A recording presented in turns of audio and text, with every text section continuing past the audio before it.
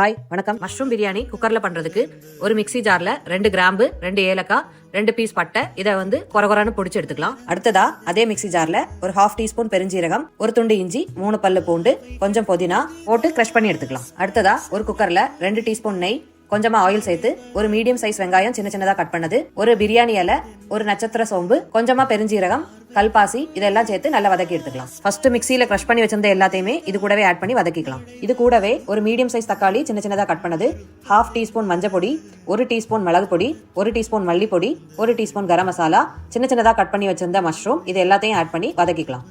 கடைசியா கொஞ்சம் தயிர் ஆட் பண்ணி இது எல்லாத்தையும் ஒரு 5 நிமிஷம் அப்படியே விட்டுறலாம். மஷ்ரூம்ல இருந்து கொஞ்சம் தண்ணி விடும். அதுக்கப்புறம் 1 கப் அரிசிக்கு 1/2 கப் தண்ணி விட்டு 1 டீஸ்பூன் உப்பு ஆட் பண்ணி எல்லாத்தையும் ஒரு 5 நிமிஷம் கொதிக்க விடலாம். கடைசியில அரிசி சேர்த்து கொஞ்சம் கொத்தமல்லி இலையும் போட்டு எல்லாத்தையும் மிக்ஸ் பண்ணி குக்கரை மூடி ஒரு 10 நிமிஷம் வச்சு எடுத்தா நம்ம பிரியாணி ரெடி. இன்னொரு வீடியோல திரும்ப சந்திக்கலாம். அது வரைக்கும் பாய்.